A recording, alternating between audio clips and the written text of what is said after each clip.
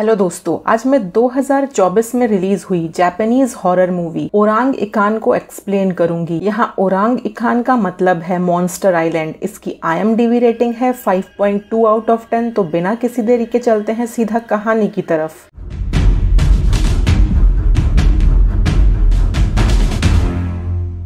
कहानी की शुरुआत होती है वर्ल्ड वॉर 2 में एक जापानीज शिप को दिखाते हुए। इन शिप्स का यूज जापान युद्ध में बनाए गए बंदियों को जापान ले जाने के लिए करता था। इन शिप्स को हेल शिप कहा जाता था क्योंकि यहाँ कैदियों के साथ बहुत ही बुरा बर्ताव किया जाता था। आगे हमें एक ब्रिटिश प्रिजनर को दिखाया जाता है जिसे जापानीज सोल्जर्स ने युद्ध के समय बंदी बनाया था। उसका नाम ब्रॉन्सन था। हमें आगे एक जापानीज प्रिजनर को भी दिखाया जाता है। उसे किस लिए कैद किया गया था वो हमें क्लियर नहीं किया जाता। उन दोनों कैदियों को एक जंजीर से बांध दिया जाता है ताकि वो एक दूसरे से लड़े और बाकी के सब उस लड़ाई को एंजॉय कर सके। पर तभी एलीड फोर्स सबमरीन उस शिप को बॉम्ब से उड़ा देती है। साइतो और ब्रॉन्सन उस शिप से बच निकलते हैं और एक आइलैंड पर पहुंचते हैं। जब साइतो की आंख खुलती है तो वो अपने पास पड़े एक जापानीज सोल्जर की लाश से बंदूक निकाल के अपने बेड़ियों को तोड़ने की कोशिश करता है। पर तभी ब्रॉन्सन की आंख खुल जाती है और उसे लगता है कि साइतो उसे मारना चाहता है। दोनों में हाथापाई शुरू हो जाती है पर ब्रॉन्सन को पानी के अंदर एक मॉन्स्टर अटैक करता है जिसे वो ठीक से देख भी नहीं पाते। पर साइतो ब्रॉन्सन को बचा लेता है। इसके बाद दोनों लड़ना बंद कर देते हैं। साइतो खुद को मारने की कोशिश करता है पर ब्रॉन्सन उसे ऐसा करने से रोक लेता है। दोनों एक दूसरे को अपना नाम बताते हैं। यहाँ दोनों में से कोई भी एक दूसरे की लैंग्वेज नहीं समझता था पर दोनों को पता था कि अगर उन्हें इस आइलैंड से निकलना है तो मिलके काम करना होगा। वो आगे बढ़ते हैं जहां उन्हें कई सारे जापानीज सोल्जर्स की लाशें और साथ में कई सारे सामान के बॉक्सेस मिलते हैं जो कि हेल शिप के डूबने के बाद पानी के साथ बहते हुए उस आइलैंड पर आ गए होंगे। वो उन सामान में से अपनी जरूरत का कुछ सामान निकाल लेते हैं। ब्रॉन्सन जो सिगरेट का पैकेट निकालता है और साइतो को ऑफर करता है। साइतो सिगरेट नहीं पीता था। उस रात साइतो ब्रॉन्सन को रोस्टेड क्रैब खिलाता है और साइतो के बताए गए प्लान के हिसाब से वो दोनों अपने आप को बेड़ियों से आजाद भी कर लेते हैं। थोड़ी देर बाद वहाँ पे दो जापानीज सोल्जर एक प्रिजनर के साथ पहुँचते हैं जो कि उस हेल शिप के डूबने के बाद बच निकले थे। साइतो ब्रॉन्सन को झाड़ियों में छुपा देता है पर साइतो के पैरों के बेड़ियों को देखकर और उसके आसपास फैले सामान को देखकर वो समझ जाते हैं कि वहाँ कोई दूसरा व्यक्ति भी है और साइतो वही ट्रेटर है जिसे शिप में कैद किया गया था। तभी उन्हें पीछे झाड़ियों से कुछ आवाज सुनाई देती है और उनमें से एक सोल्जर झाड़ियों में चेक करने जाता है और दूसरा साइतो पर नजर रखे हुआ था। ब्रॉन्सन को ढूंढते हुए वो सोल्जर आगे निकल जाता है जहां से मॉन्स्टर की आवाज आ रही थी और कुछ ही देर में वो मॉन्स्टर उस सोल्जर को मार गिराता है। उसी बीच ब्रॉन्सन दूसरे सोल्जर को घायल करके साइतो को लेके छुप जाता है। वो मॉन्स्टर उस घायल सोल्जर को मार देता है। जो प्रिजनर उन दो सोल्जर्स के साथ आया था वो उस मॉन्स्टर को देख के ओरांग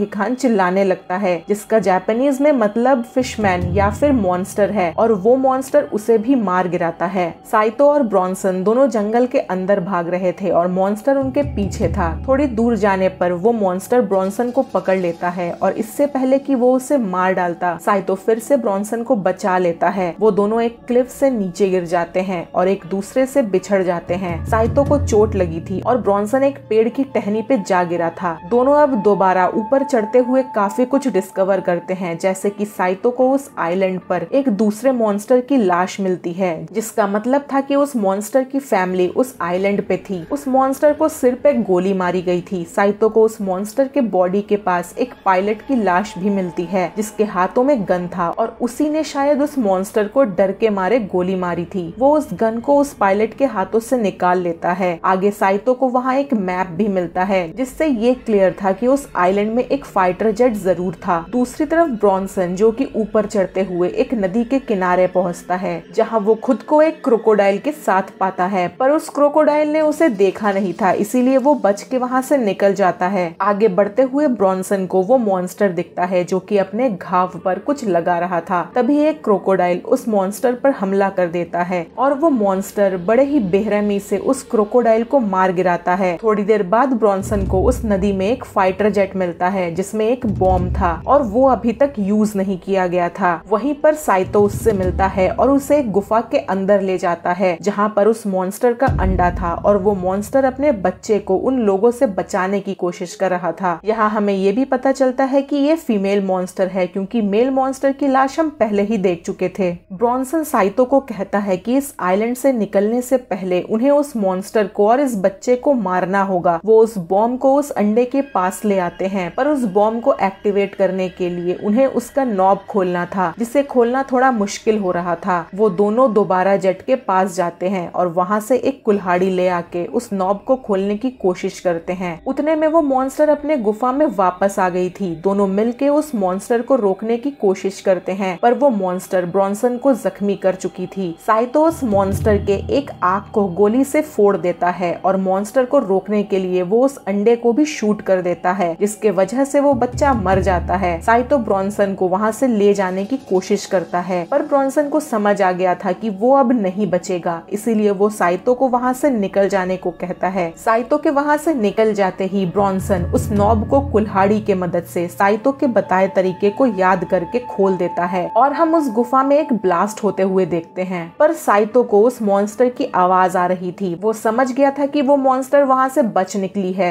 वो मॉन्स्टर फिर से साइतो के पीछे रिवेंज के लिए आ रही थी। साइतो अब उस मॉन्स्टर के लिए एक ट्रैप बनाता है। बीच पर पड़े एक सोल्जर की बॉडी का यूज करके वो मॉन्स्टर को कंफ्यूज कर देता है और उसे एक कटाना के मदद से जख्मी कर देता है। वो मॉन्स्टर पहले से ही उस बॉम्ब एक्सप्लोजन की वजह से घायल थी और अब साइतो उसे आराम से मार सकता था, पर वो उसे जिंदा छोड़ देता है क्योंकि वो समझ गया था कि वो मॉन्स्टर अपने बच्चे की सुरक्षा के लिए इंसानों को मार रही थी। क्योंकि मेल मॉन्स्टर के मरने के बाद वो समझ गई थी कि इंसानों से उसके बच्चे को खतरा है। वो मॉन्स्टर भी साइतो को छोड़ के जंगल के अंदर चली जाती है। साइतो एक फ्लेयर गन का यूज करके हेल्प मांगने की कोशिश करता है, पर वो गन खराब हो चुकी थी। साइतो वहीं बेहोश हो जाता है। कुछ टाइम बाद जब वर्ल्ड वॉर 2 खत्म हो चुका था, तब एक यूएस नेवी शिप साइतो को उस आइलैंड से रेस्क्यू करता है। साइतो डिनाई करता है कि उस आइलैंड में और कोई भी है, क्योंकि वो समझ गया था कि उस मॉन्स्टर को इंसानों से दूर रखना चाहिए। वो ब्रॉन्सन के बारे में बताता है कि वो उसका दोस्त था और उसे याद करते हुए वो सिगरेट भी पीता है, जबकि साइतो स्मोक नहीं करता था। यहाँ हमें ये भी बताया जाता है कि क्यों साइतो को जापानीज सोल्जर्स ने बंदी बनाया था, क्योंकि साइतो ने अपने एक सीनियर को मार डाला था। उसने अपने सीनियर के ऑर्डर्स फॉलो करने से मना कर दिया था, क्योंकि उन ऑर्डर्स के वजह से कई प्रिजनर्स ने अपनी जान गंवा दी थी और इसीलिए साइतो को ब्रॉन्सन के साथ बांधा गया था ताकि वो उसे टॉर्चर कर सके। वहीं हम लास्ट में उस मॉन्स्टर को उस आइलैंड पर फिर से देखते हैं जो कि रिकवर हो रही थी और ये मूवी यहीं खत्म हो जाती है। इस मूवी से हमें ये सीखने को मिलता है कि प्रकृति और अज्ञात शक्तियों को सम्मान करना चाहिए। जो इंसान प्रकृति का सम्मान करता है वही सुरक्षित रहता है। मानव और प्रकृति के बीच संतुलन ही जीवन की असली कुंजी है। लालच और स्वार्थ हमेशा विनाश की ओर ले जाते हैं। हमें अजनबी या अलग दिखने वाली चीजों को दुश्मन मानने के बजाय समझने की कोशिश करनी चाहिए। अगर आपको मेरी एक्सप्लेनेशन अच्छी लगे तो भूले बिना मेरे वीडियो को लाइक करें, मेरे चैनल को सब्सक्राइब करें, वीडियो को शेयर करें और कमेंट करके जरूर बताएं कि आपको ये वीडियो कैसी लगी। मिलते हैं अगले वीडियो में, तब तक के लिए बाय बाय।